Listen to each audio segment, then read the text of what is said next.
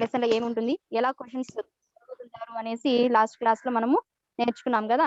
ఇప్పుడు how do we estimate GDP, what is GDP, different sectors గురించి మనం ఈ క్లాస్. మీ ఇంటి దగ్గర డిస్టర్బెన్స్ వస్తుందా ఎక్కువగా? మ్యూట్ చేసుకునేసేయండి మీరే.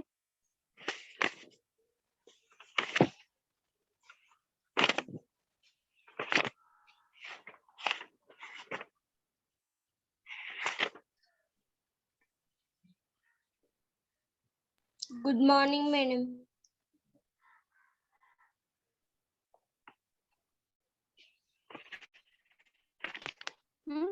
What are the types of sectors, ma?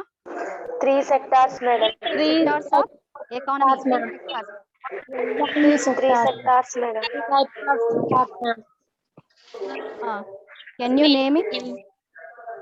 Agriculture, madam. Industry, madam. Services, madam. Yes, ma. Okay. Primary, secondary, tertiary. ప్రైమరీని మనం agriculture sector అంటాం, తర్వాత సెకండరీ సెక్టర్ అంటే industrial sector, next last service sector అని పిలుస్తాం. ఓకేనా? 3 టైప్స్ ఎకానమీలో 3 types of sectors ఉన్నాయి.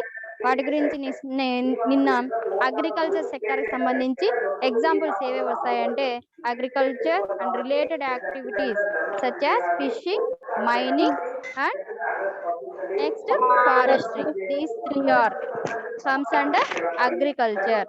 ఓకేనా? మ్యానుఫ్యాక్చరింగ్ ప్రాసెస్ అంతా కలిపి ఇండస్ట్రియల్ సెక్టార్ కి సంబంధించి గూడ్స్ ప్రొడ్యూస్ చేసే ప్రతి ఒక్కటి మనకి ఇండస్ట్రీకి సంబంధించి వస్తాయి. మ్యానుఫ్యాక్చరింగ్ కానీ ఇండస్ట్రీస్ కానీ, ఇండస్ట్రీస్ లో మనకి కన్స్ట్రక్షన్ ఆఫ్ బిల్డింగ్స్, ఇవన్నీ ఇవి మనకి కమ్స్ అండర్ సెకండరీ లేదా ఇండస్ట్రియల్ సెక్టార్ అంటాం.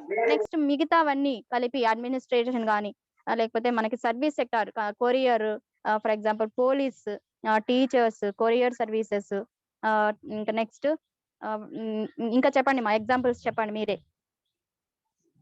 Remaining examples. ఆస్ట్రోనాట్స్, ఇంకా money lender madam. Yes, money lender. Postman madam. Priest, postman, call centre employ, madam. Vendor, courier, call centre employees. మళ్ళీ హోటల్లో work చేస్తుంటారు కదా ట్రేడర్స్, వ్యాపారస్తులు, business mans, వీళ్ళందరూ comes under which sector? Service sector, madam. ఓకేనా? ఇంకా మనము Airways లో, తర్వాత ఎయిర్వేస్ లో, నావీస్ లో కానీ పనిచేసే వర్క్ చేసే వాళ్ళందరినీ కూడా మనము సర్వీస్ సెక్టార్ కే కనిపిస్తున్నారు, సర్వీస్ సెక్టార్ కే తీసుకుంటాం. ఓకేనా? These are the examples. Next చూడండి మా.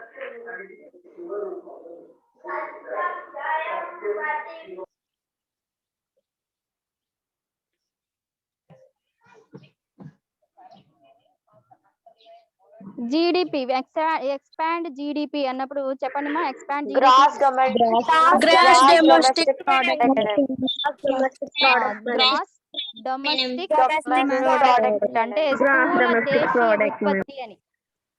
స్థూల దేశీయ ఉత్పత్తి అంటే ఒక సంవత్సర కాలంలో ఈ సెక్టార్స్ అన్ని కలిపి ఎంత ఇన్కమ్ అయితే వచ్చిందో, ఎంత ఉత్పత్తి అయితే జరిగిందో దానినంతా కలిపి గ్రాస్ డొమెస్టిక్ ప్రోడక్ట్ అంటాం. అంటే the total value of goods and services produced by the country within a year, we can call it as GDP antam. The total value of goods and services produced in the country as indicator of income for the country. Gross domestic product. Next మనకి financial year కనిపిస్తుంది. Financial year మనకి ఇప్పుడు academic year అంటే మనకి school సంబంధించి academic year ఏది చెప్పండి?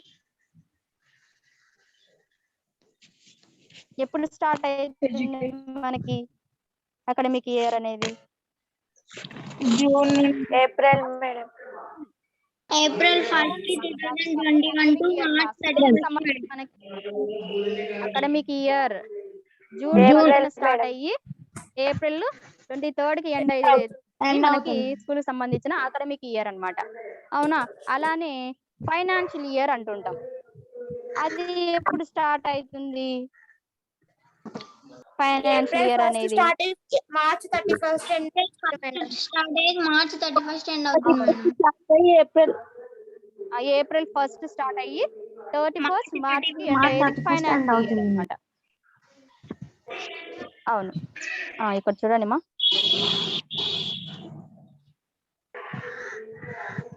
నిన్న క్లాస్ కి అటెండ్ కాని వాళ్ళు ఒకసారి ఈ ఇమేజెస్ ఒకసారి చూసుకోండి అమ్మా. మనం నిన్న చెప్పిన క్లాసిఫికేషన్స్ ఉన్నాయి కదా, ఇక్కడ డిఫరెంట్ టైప్స్ ఆఫ్ సెక్టార్స్ ఎలా వచ్చినాయి, కమ్స్ అండర్ విచ్ సెక్టార్స్ అనేసి ఇక్కడ ఆక్యుపేషన్ ఇచ్చినారు, క్లాసిఫికేషన్ ఇచ్చినారు, రీజన్స్ ఫర్ క్లాసిఫికేషన్ ఇచ్చారు. Tailor comes under industrial, weaver industrial, flower cultivator comes under agriculture sector.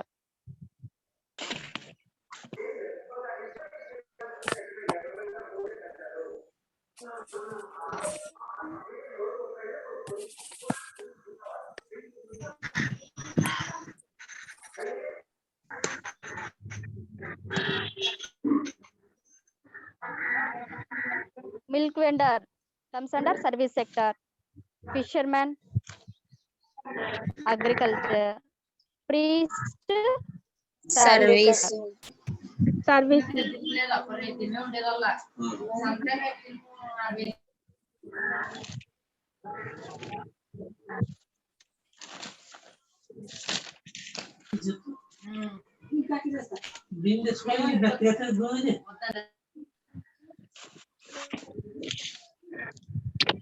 Astronaut మా, వ్యోమగాములు అంటారు కదా, స్పేస్ సెంటర్ కి వెళ్ళే వాళ్ళు, వీళ్ళు comes under services.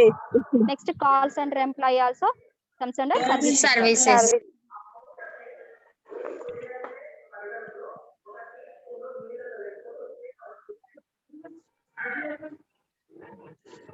Beekeeper also services. Yes మా, beekeeper also.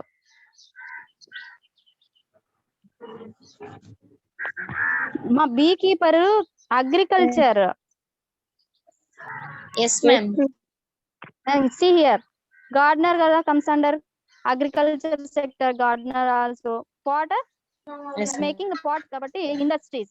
Beekeeper it comes under agriculture sector, collecting honey is comes under agriculture. Forestry అని అన్నాం కదా మనము, ఫారెస్ట్రీ అంటే చెట్లకు సంబంధించి చెట్ల నుంచే కదా మనం Agriculture.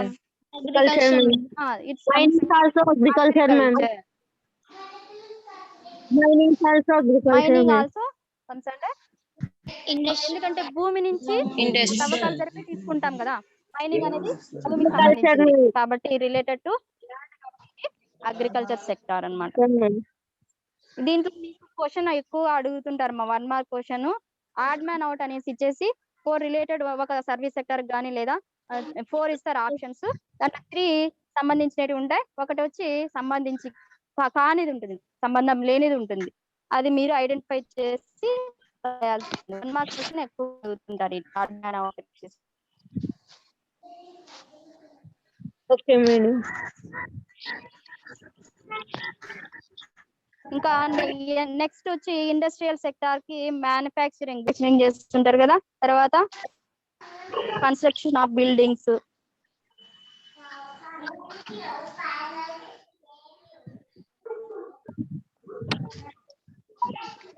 నెక్స్ట్ మీకు నిన్న అడిగాను కదా 1972 కి 73 కి అగ్రికల్చర్ సెక్టార్స్ లో ఎలా డిఫరెన్స్ వచ్చింది. ఇక్కడ the following table show the percentage of workers employed in different sectors in India in 1972, 73 and 2009-10. After 37 years, major decrease agriculture చూడండి 74 నుంచి 53% డిక్రీజ్ అయింది. అవునా, ఇంకా నెక్స్ట్ సెక్టార్స్ లో ఇండస్ట్రియల్ సెక్టార్ 10% ఇంక్రీజ్ లో Increase 20% లో అయింది ma'am. నెక్స్ట్ 15% నుంచి 10% ఇంక్రీజ్ అయ్యి service sector also increased. Day by day ఈ industry and service sectors increase అవుతూ ఉంది. జిడిపిలో ఎంప్లాయ్మెంట్ లో అవునా, ఎంప్లాయ్మెంట్ లోను ఎక్కువ ఉంది. తర్వాత జీడిపిలోను ఎక్కువ ఇండస్ట్రీ సర్వీస్ సెక్టర్ ఎక్కువనే అనేది ఉంది. గ్రాడ్యువల్లీ అవును madam. It's increased day by day అనేసి. ఓకేనా, అగ్రికల్చర్ మేడం, సెక్టార్ లో తగ్గినప్పటికీ ఇక్కడ మేజర్ గా ఎంప్లాయ్మెంట్ అనేది అగ్రికల్చర్ లో తగ్గింది. అయితే ఎంప్లాయ్మెంట్ ఫస్ట్ ప్లేస్ లో అగ్రికల్చర్ సెక్టార్ అనేది ఉంది. మేడం ఓకేనా, అగ్రికల్చర్ సెక్టర్ ఫస్ట్ ఎంప్లాయ్మెంట్ గురించి ఇది కొంచెం చూసుకోవాలి మనం. ఫస్ట్ ఎంప్లాయ్మెంట్ గురించి అయితే మనము ఏది ఫస్ట్ ప్లేస్ ఏ సెక్టార్ అంటే అగ్రికల్చర్ సెక్టార్. ఓకేనా, ఓకేమా. నెక్స్ట్ మనము దీనికి సంబంధించి క్వశ్చన్స్ అడుగుతూ ఉంటారు మా. మనం నెక్స్ట్ టేబుల్ లో ఈ observe this table and write some point అనేసి ఒక క్వశ్చన్ అడుగుతూ ఉంటారు ఎప్పుడైనా. అది మనం ఎలా రాయాలో ఇక్కడ చూడండి ఒకసారి. ఇలా వస్తుందమ్మా. What are the major changes that you observe from the about table అని అడుగుతుంటారు. టేబుల్ ఇచ్చేసి మనం లాస్ట్ చూసాం కదా, ఆ ఇమేజ్ ఆ టేబుల్ ఇచ్చిన తర్వాత దాని గురించి కొన్ని పాయింట్స్ రాయమని 4 మార్క్స్ క్వశ్చన్స్ అడుగుతూ అంటారు. ఇలా చూడండి, ఇన్ ద ఇయర్ 1972 ఆ టేబుల్ అబ్జర్వ్ చేసి 74% ఉండింది. అది డిక్రీజ్ అయ్యి 53% కి 2009-10 లో ఉంది. Next at the same time industrial sector 11 to 22% increase అయింది. Service sector also 10% increased. ఇక్కడ ఎంప్లాయ్మెంట్ డిక్రీజ్ ఎక్కడ అయింది ఎక్కువ ఇంక్రీజ్? అగ్రికల్చర్ సెక్టార్ లో. అగ్రికల్చర్ లో మేడం. ఇండస్ట్రియల్ సెక్టార్ అనేది ఇంక్రీజ్ ట్వైస్ అనేసి. 6th పాయింట్ ఒకసారి అబ్జర్వ్ చేయండి. ఇక్కడ మనకి ఇండస్ట్రియల్ సెక్టార్ అనేది twice increase, workers employed in the industrial sector increase twice. ఇలా మనము 4 మార్క్స్ క్వశ్చన్ అడిగినప్పుడు ఇలా పాయింట్స్ రాసుకుంటూ వెళ్ళాలి.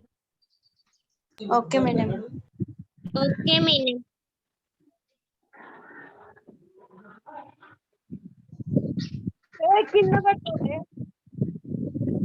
మేడం ఒకసారి పెట్టండి మేడం, చూసుకుంటాం అది.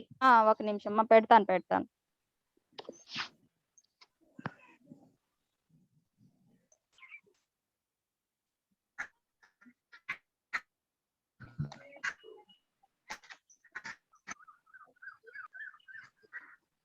These are the points, ma.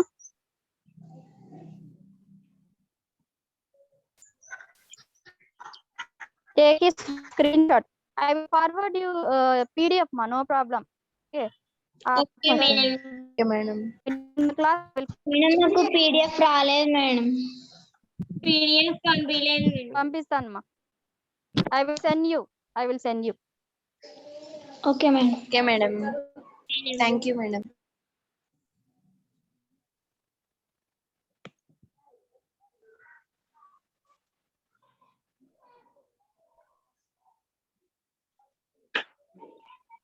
Next చూడండి,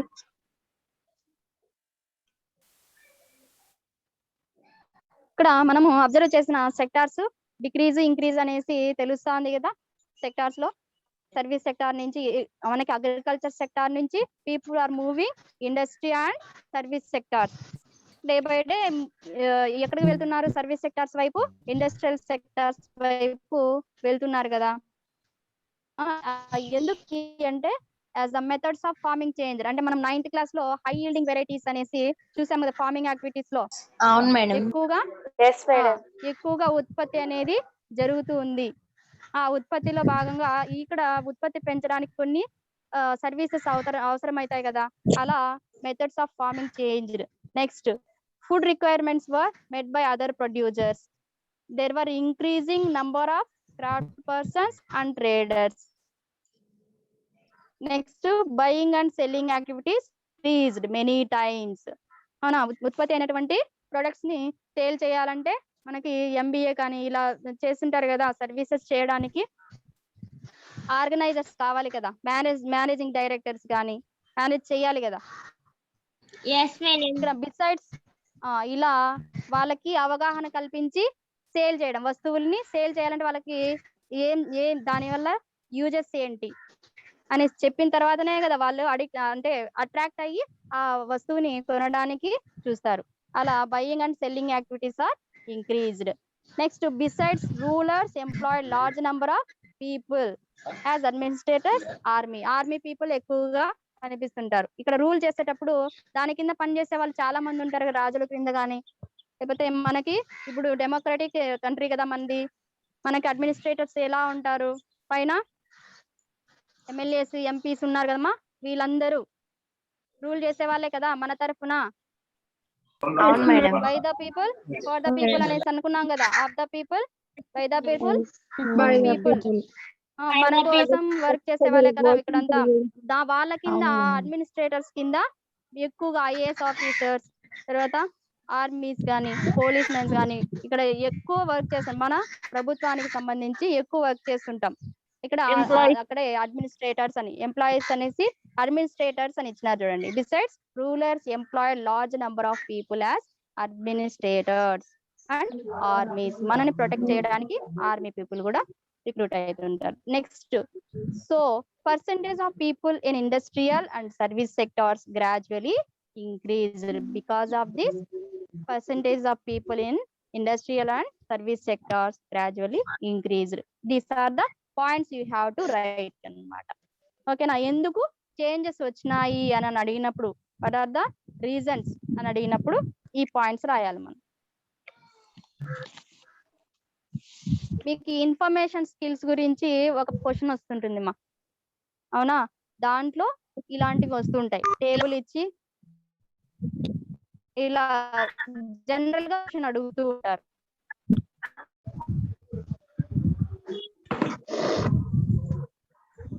నెక్స్ట్ మనము విల్ గో ఫర్, ఇక్కడ చూడండి మనకి టెక్స్ట్ బుక్ లో ఇలా ఇస్తున్నారు.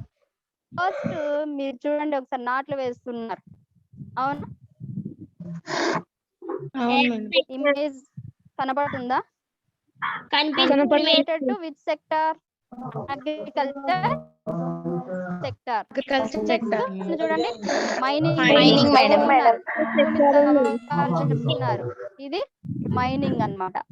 Next third one call centre service sector. ఇక్కడ tools నేటివి industries madam.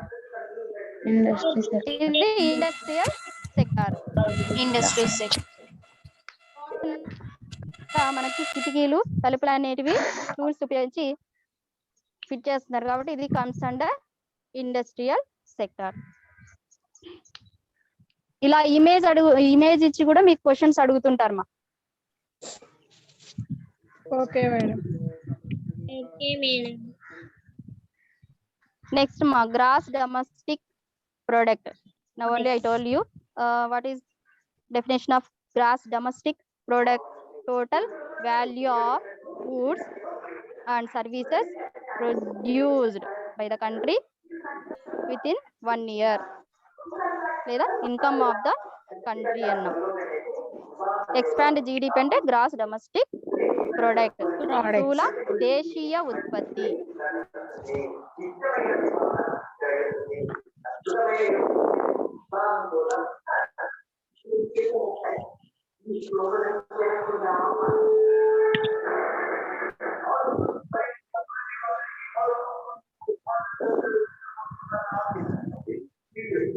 The total value of goods and services produced in the country is GDP.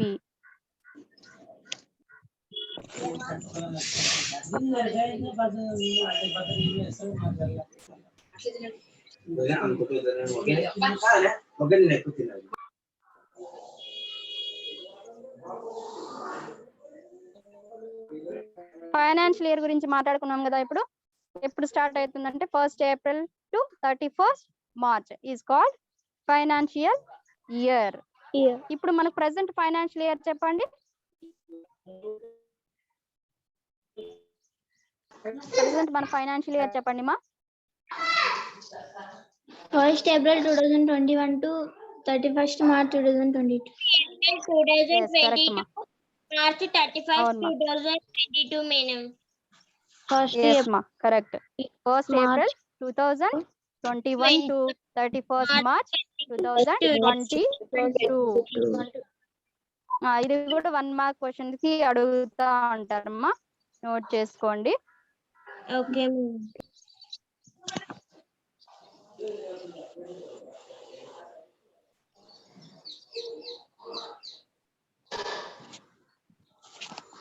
Next ఈ టేబుల్ నిన్న చూసారు కదా. Yes ma'am. What you upload in this table? అనే 2009 లో ఎక్కింది madam. Agriculture, industry, services increases, decreases madam. Agriculture అనేది decrease అయింది madam. Agriculture లో మేజర్ డిక్రీజ్ అయింది. అగ్రికల్చర్ అవునా. ఇండస్ట్రియల్ సెక్టార్ లో ఇంక్రీజ్ అయింది మేడం 2009 లో. ఇండస్ట్రియల్ సెక్టార్, సర్వీస్ సెక్టార్ అన్ని ఇంక్రీజ్ అయినాయి మేడం. చేంజెస్ అన్ని ఇంక్రీజ్ అయినాయి. All sectors increases. yes ma'am.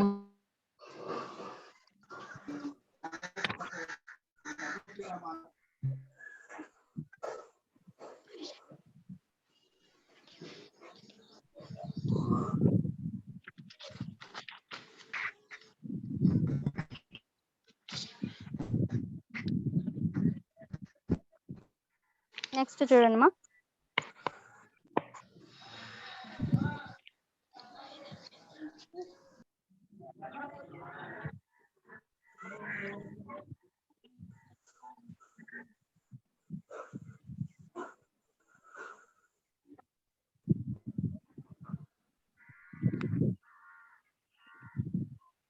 Next మనకి ఆర్గనైజ్డ్ అండ్ అన్ఆర్గనైజ్డ్ సెక్టార్ గురించి ఇచ్చినారమ్మా.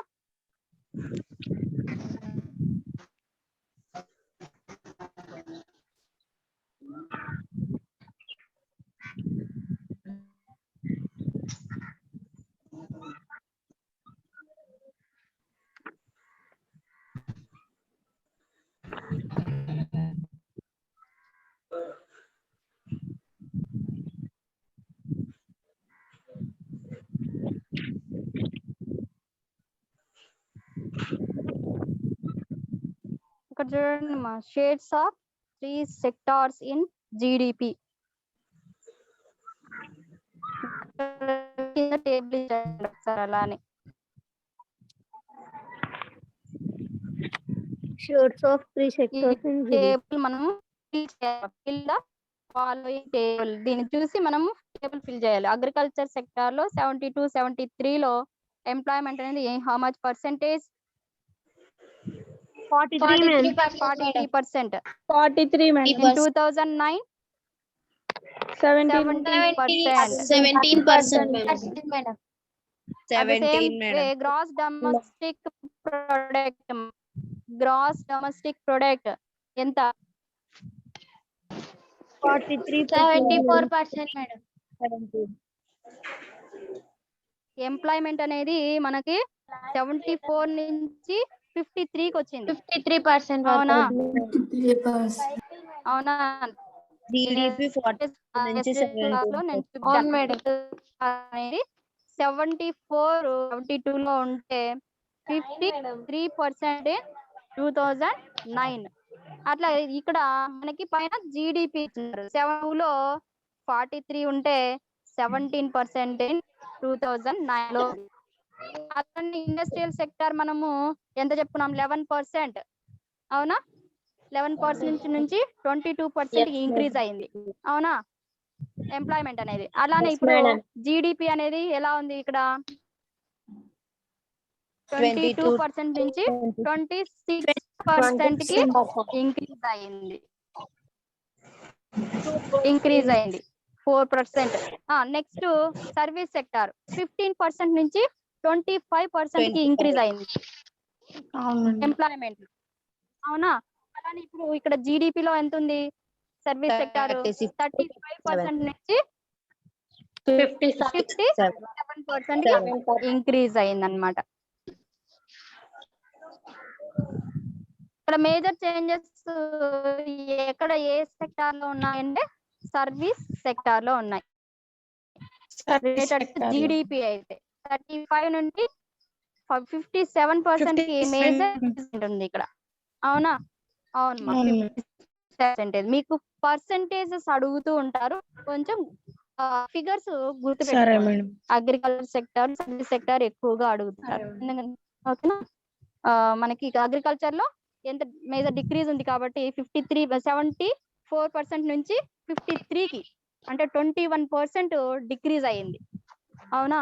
ఇలా చేంజెస్ అడుగుతూ ఉంటారు. అలానే ఈ GDP లో కూడా అబ్జర్వ్ చేయండి. Okay madam.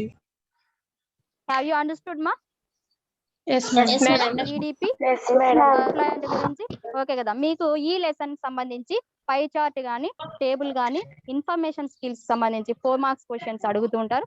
మీరు ఈ పై చార్ట్స్, టేబుల్స్ అబ్జర్వ్ చేసి దాన్ని బట్టి క్వశ్చన్ అండ్ ఆన్సర్స్ క్వశ్చన్స్ ఇస్తారు, ఆన్సర్ చేయాలి మనం. Next will go for organised and unorganised sector. Organised and unorganised sector. Organised అంటే ఫర్ ఎగ్జాంపుల్ మనకి ఆర్గనైజ్డ్ గానీ అన్ఆర్గనైజ్డ్ గానీ ఎంత పర్సెంటేజ్ ఉంది అంటే 92% in unorganised sector, 8% in organised sector లో ఎంప్లాయ్మెంట్ అనేది ఉంది. అది మనము ఒక స్టాండర్డ్ జీకే క్వశ్చన్ అనేసి లాస్ట్ మీకు చెప్పాను. అన్ఆర్గనైజ్డ్ అయితే 92% ఎంప్లాయ్మెంట్. ఓకే, ఆర్గనైజ్డ్ సెక్టార్ లో 8% ఎంప్లాయ్మెంట్ ఉంది. అయితే ఇక్కడ మనకి GDP ఇప్పుడు ఆర్గనైజ్డ్ సెక్టార్ లో 8% పీపుల్ వర్క్ చేస్తున్నప్పటికీ వాళ్ళ దగ్గర నుంచి GDP ఎంత వస్తుంది, ఎంత ఇన్కమ్ వస్తుంది మనకి అంటే, ఎంత ఉత్పత్తి వస్తుంది అంటే 50% వస్తుంది. 8% వర్క్ చేసినప్పటికీ 50% income from organised sectors. Okay, unorganised sector లో 92% పీపుల్ వర్క్ చేసుకున్నట్టు అప్పటికి only 50% of the income we are getting from unorganised sector. Unorganised sector అంటే ఎనీ ఎగ్జాంపుల్ మా? అన్ఆర్గనైజ్డ్ సెక్టార్ సంబంధించి ఆర్గనైజ్డ్ సెక్టార్ అంటే ఏంటి చెప్పండి.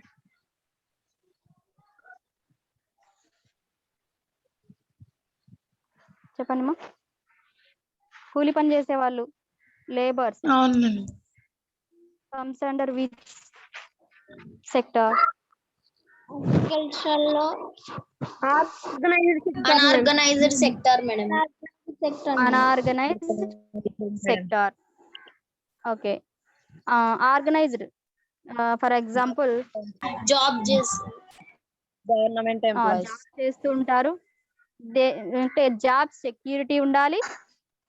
నెక్స్ట్ వాళ్ళకి కావలసిన సాలరీ, వేజెస్ అనేది రీజనబుల్ గా ఉండాలి, రీజనబుల్ వేజెస్ అయి ఉండాలి, జాబ్ సెక్యూరిటీ ఉండాలి. హెల్త్ పర్పస్ మనకి సపోర్ట్ చేస్తూ ఉండాలి ఆ కంపెనీ అనేది. అది ప్రైవేట్ ఎంప్లాయీ అయినా సరే జాబ్ సెక్యూరిటీ ఉండాలి. తర్వాత సాలరీ వేజెస్ ఎక్కువ ఉండాలి, వేజెస్ రీజనబుల్ గా ఉండాలి, టైమింగ్స్ అనేది రీజనబుల్ గా ఉండాలి. ఈ ఫ్యాక్టర్స్ వచ్చాయి అంటే అది కమ్స్ అండర్ ఆర్గనైజ్డ్ సెక్టార్. ఇక్కడ లేబర్ అని అన్నాను కదా, వాళ్ళకి రోజు పని ఉండదు. అవునా? ఇయర్ లో ఒక 100 days పని ఉంటుంది, మిగతా అన్ని రోజులు ఇంటి దగ్గరే ఉంటారు. అవునా? వాళ్ళని comes under unorganised sector. There is no job security. అలానే మనకి వాళ్ళకి కావాల్సిన రీజనబుల్ రేట్ ఇస్తారా, వేజెస్ ఇస్తారా లేబర్స్ కి? ఇవ్వరు. They are not getting proper reasonable wages. Job security కూడా ఉండదు. ఓకేనా? టైమింగ్స్ అనేటివి రీజనబుల్ గా ఉంటాయా? పొద్దున్నే 6 గంటలకు వెళ్తే సాయంకాలం 6 గంటల వరకు పని చేస్తూనే ఉండాలి.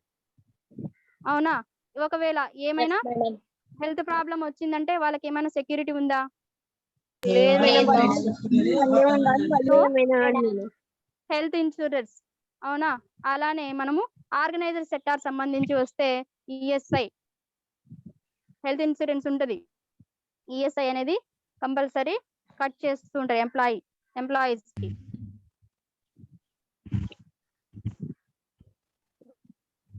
ఎంప్లాయీ హెల్త్ స్కీమ్ అని ఈహెచ్ఎస్ కట్ అవుతూ ఉంటుంది. వాళ్ళకి హెల్త్ ప్రాబ్లమ్ వచ్చినప్పుడు వాళ్ళకి ట్రీట్మెంట్ అనేది ఫ్రీగా ప్రొవైడ్ చేస్తూ ఉంటది government.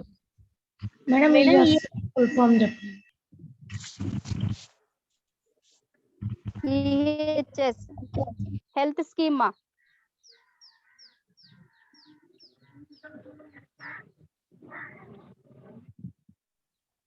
1 minute I will show you in the image. ESI full form చెప్పండి madam. I will tell you 1 minute. Employees health scheme.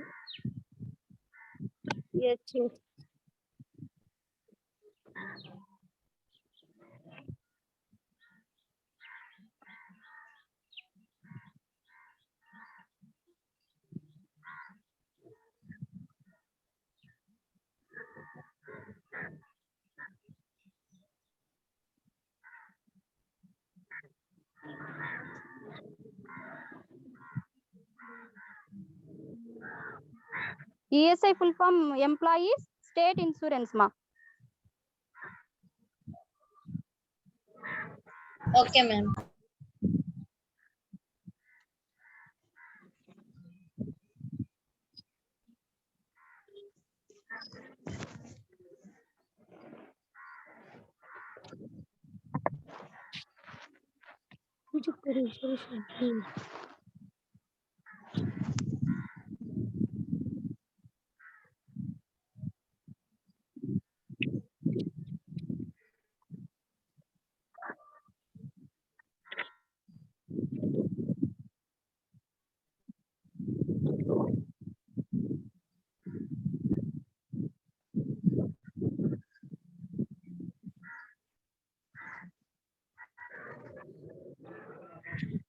చూడండి ఇక్కడ ఆర్గనైజ్డ్ అన్ఆర్గనైజ్డ్ అని చెప్పాను కదా. ఎంప్లాయ్మెంట్ అనేది 8% ఉంది. అయితే జీడిపి అనేది 50%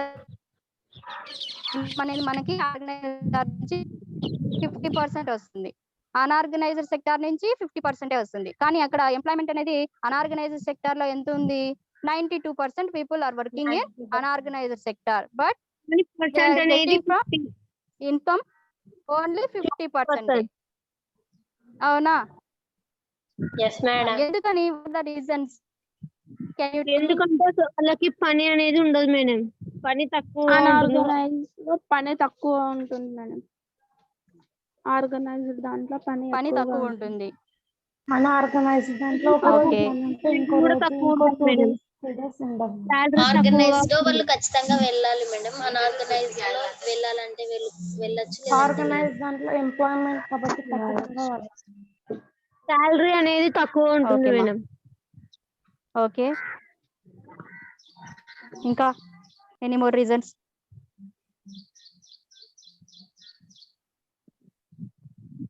వర్క్ అనేది తక్కువగా ఉంటుంది. 1 year లో 100 days ఒక్కటే పని చేస్తారు మేడం. ఓకేమా.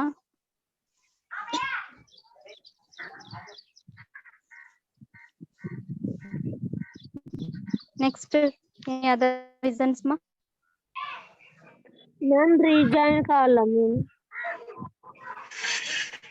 అవునమ్మా, రీజన్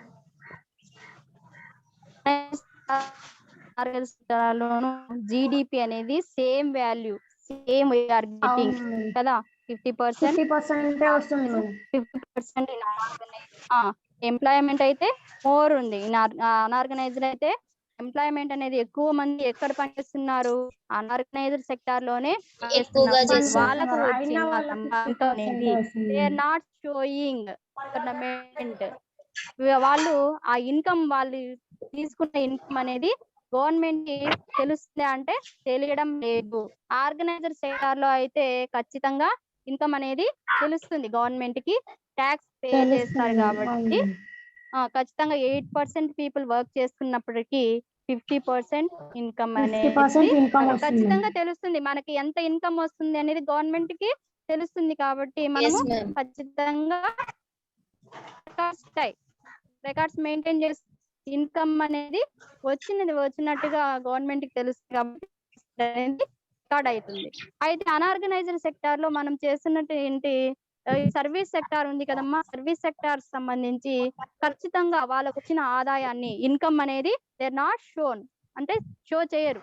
ఇప్పుడు హోటల్స్ మెయింటైన్ చేస్తున్నారు, మా హోటల్స్ వర్క్ చేసే వాళ్ళు కానీ, హోటల్స్ మెయింటైన్ చేసే వాళ్ళు కానీ, బిజినెస్ వాళ్ళు కానీ ఎక్కువగా అంత ఖచ్చితమైన ఇన్కమ్ ని షో చేయరు గవర్నమెంట్ కి. కానీ చేస్తారా? అవును మేడం. వాళ్ళకి వచ్చిన ఇన్కమ్ ఇంత వస్తుంది అని చేయరు కదా. లేదు ఫర్ మేడం. ఎగ్జాంపుల్ మనమే ఉన్నాము, ఎంత వస్తుంది అమౌంట్, మనకి మంత్లీ ఆదాయం ఎంత, ఇన్కమ్ ఎంత వస్తుంది అనేసి మనం ఖచ్చితంగా చెప్పగలమా? చెప్పం. ఎందుకు? లేదు. ఒకవేళ ఇంత లిమిట్ 5 lakhs కి ఏంది అంటే